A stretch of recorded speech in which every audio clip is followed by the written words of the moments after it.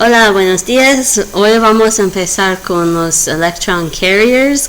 Los electron carriers lo que hacen es que como un auto puede llevar una persona a otro lugar, un electron carrier va a llevar un electron. Okay, we'll quit scaring you. This isn't actually in Spanish. I could keep going now. Yeah, we were just playing a trick on you. Just see who really is watching it, so they'll come and ask us about it. We left off your last one talking about the two reactions that occur in photosynthesis, which are light-dependent reactions and are light-independent reactions, which is also known as the Calvin cycle. And now we're going to explain what those mean exactly. Wait, did we talk about the Picture? a little more in detail about the electron carriers? Oh, not exactly. I mean, they don't have to know too much, I don't think, unless you want to.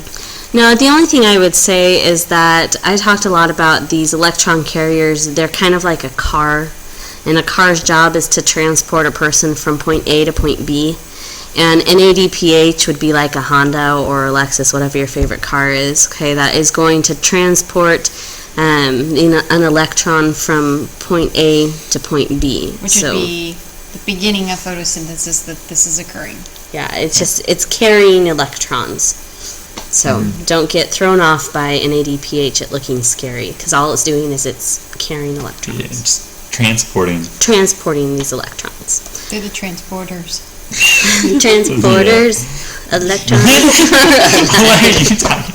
I don't know. I don't think you got that movie reference at all. Okay, so light-dependent reactions. I don't think you got my movie reference at all. I got it. I got it, but it was wrong. Light-dependent reactions require light. It depends on light. They take place in the thylakoid membrane. And during the day. They use energy from light to produce ATP and electron carriers for the next reaction. They use water and produce oxygen. Because it splits the H2O into the hydrogen and the oxygen. Water is split to replace electrons that are lost to carriers and to help produce ATP. Yep. Exactly what Mr. Rodier just said. And oxygen is given off as a byproduct. In a pretty little picture. In a pretty little picture. So your life is a mistake, basically. What? Because it's a byproduct. Oh, Jaron. We just ignore him. Do like we do, guys. Alright, so the light-independent reaction is going to make sugars. Independent. Means it doesn't care if there's light or not. It's also known as the Calvin cycle.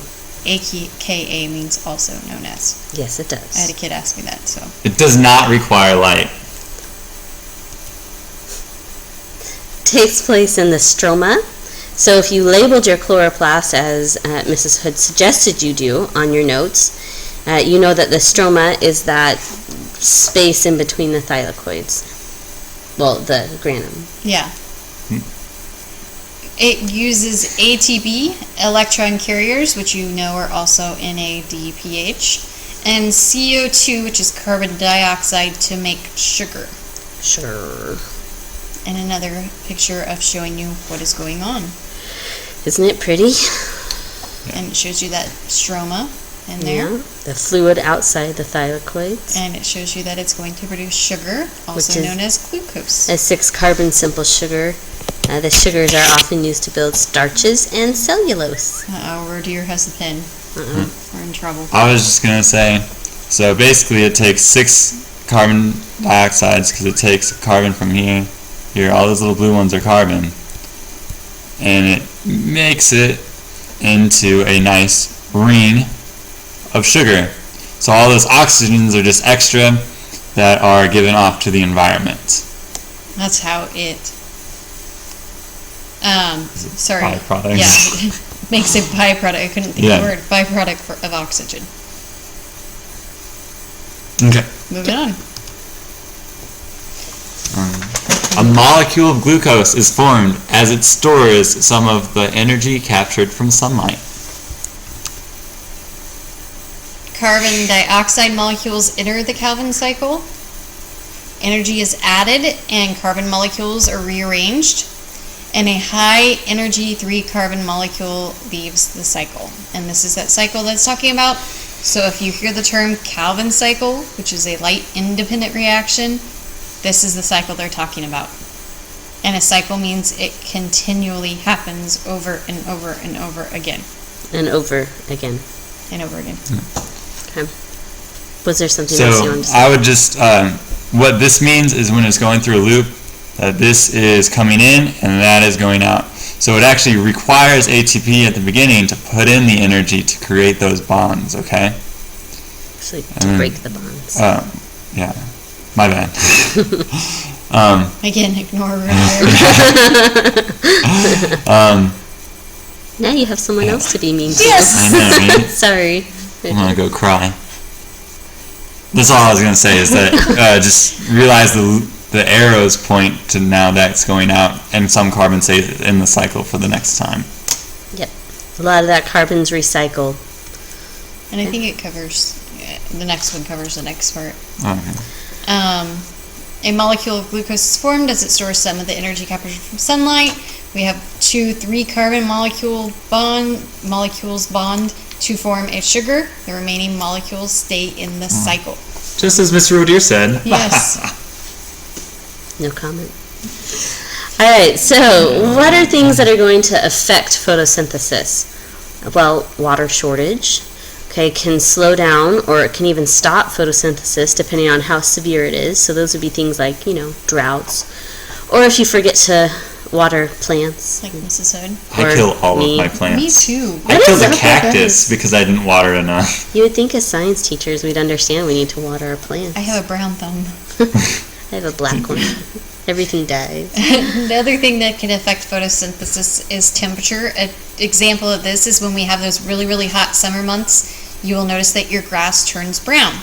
That's because our temperature is really, really high, and therefore photosynthesis is not occurring as well, and so the plants are going to start to die like your grass does. Yep, the same thing that we're seeing now, too, where it's getting so cold that It's starting to slow down. Yeah. It was weird. We were talking about hot and the lights turned off. Right. The amount of carbon dioxide can affect your rate of photosynthesis because if you don't have enough of reactants, you can't make the products, all right? And that's why, to reiterate from the way before notes, when it talked about the overview of the equation, that it was important to say that 6 carbon dioxides go in, 6 waters go in, and then you get 1 glucose molecule from that, okay? And also, high light intensity can increase the amount of photosynthesis that occurs. So an increase in light intensity will increase the amount of photosynthesis. Sorry. Okay. So when light intensity reaches certain levels, there's a max rate. So it's not like photosynthesis can continue going faster and faster and faster and faster, faster, faster. There's a max rate that it can achieve. Plateau. Yeah. So Okay. once we reach a certain level, it's going to then not Steady increase out. it anymore. It's just going to become a constant. Yeah, it'll still be photosynthesizing. It's just not going to occur any faster. Yeah. And those would be our factors that affect photosynthesis. These are very, very important, so I would recommend that you memorize these and how they will affect photosynthesis. Definitely. Try making flashcards. Flashcards are always good. Because you might see it on some sort of event that you have at the end of a Hint, hint, chapter hint. or something. Starts with T, rhymes with rest. It also helps to think logically about things you already know in your life.